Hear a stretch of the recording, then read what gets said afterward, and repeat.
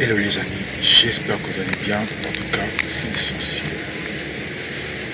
Nous allons parler du rassemblement des léopards de la République démocratique du Congo qui aura lieu au mois de mars, précisément le 31 mars 2026 au Mexique. Bon, tout d'abord, j'ai regardé certaines vidéos de certains médias. Je sais que oui, il faut savoir que notre équipe il doit avoir une relève.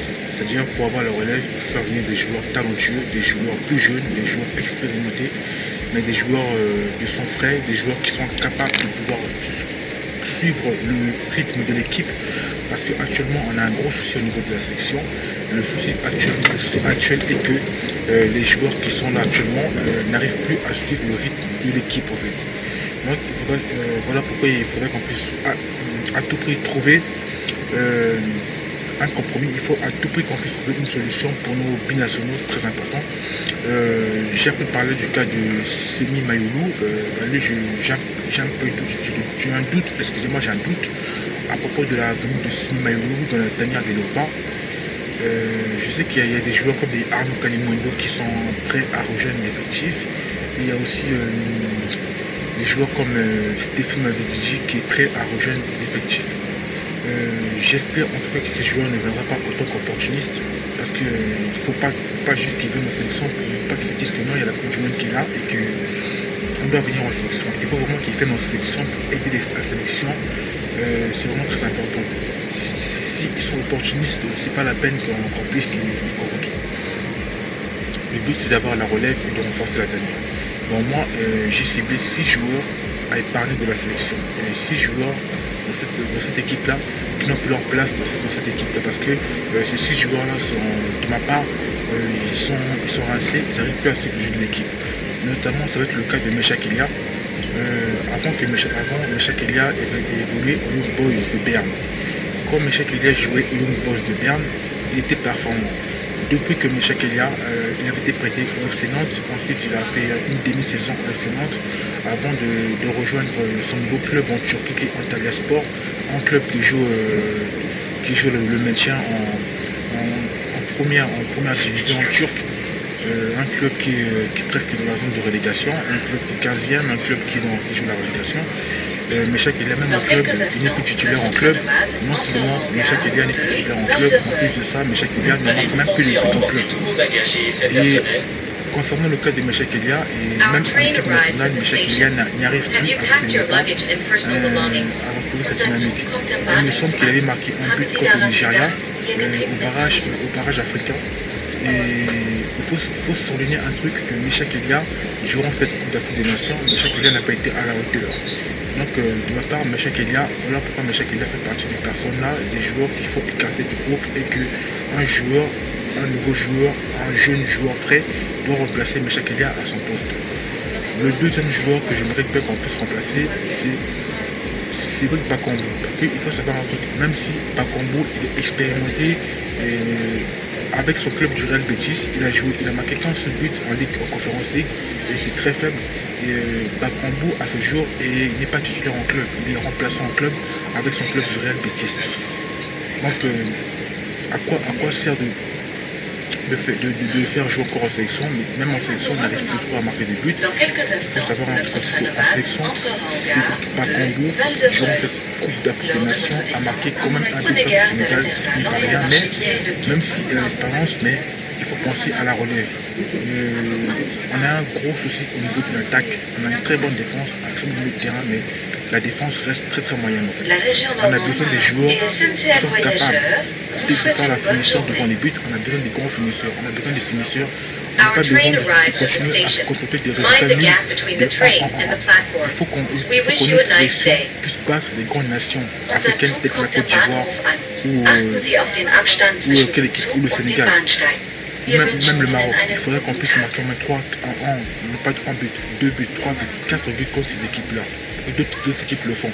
Par exemple, l'Égypte avait disputé un match amical avant la CAN contre le Nigeria, ils ont gagné 3-2, ils ont marqué 3 buts au Nigeria. Et à ce jour-là, la RD Congo n'a pas encore ce potentiel de marquer 3 buts à une très grande nation de football. Alors qu'on a des joueurs pour, mais ils sont sur ce côté. Voilà pourquoi on doit refaire toute l'attaque, on doit changer l'attaque, on doit faire venir, pourquoi pas des attaquants comme Stéphane Matidji et puis Arnaud Kalimundo en sélection. Après, Simi Mayoulou, ça va être un peu compliqué de survenir son cas.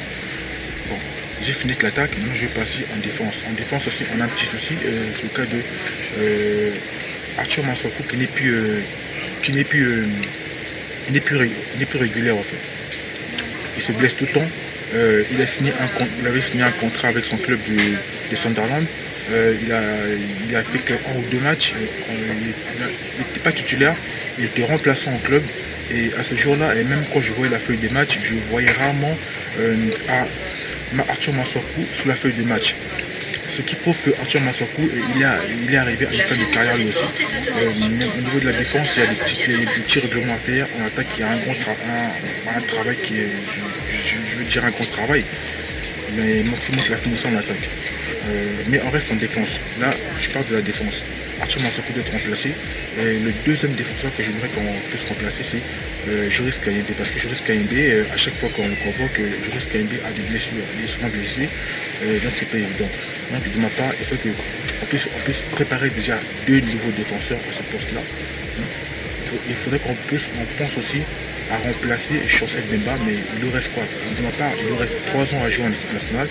3-4 ans à jouer en équipe nationale. Après Chancel Bemba, il va céder sa place aussi. Après, on pourrait garder les joueurs comme les Aaron Van Bissaka, Axel Tuazebe, c'est des joueurs qui font du bon boulot, ils sont frais, ils ont 27 ans à peine. Donc on peut suivre encore le rythme de l'équipe, on peut les garder. Au milieu de terrain, on va sacrifier un milieu de terrain. Je pense que ce sera le cas de Charles Piquel. De ma part, Charles Piquel, on va le remplacer. Après, c'est vrai qu'il vient de signer à l'Espagnol de Barcelone en Ligue espagnole. Bah, lui aussi, ça va être le cas. Il faudrait qu'on puisse le remplacer parce que durant la CAN, il n'a pas beaucoup joué. À chaque fois qu'il rentrait, il était remplacé à chaque fois. Et lorsqu'il rentrait sur le terrain, on ne voyait pas grand chose en fait de lui. Donc est-ce qu'il faut juste le mettre à côté, peut-être pas le remplacer tout de suite là, juste le préserver, le mettre à côté, histoire qu'il respire un peu, peut-être qu'il est fatigué. L'autre joueur que j'aimerais qu'on puisse remplacer, ça me vient en tête en fait. De ma part, bon, les gardiens de but, c'est bon. Passy, il est revenu titulaire avec son club du Havre, son nouveau club du Havre.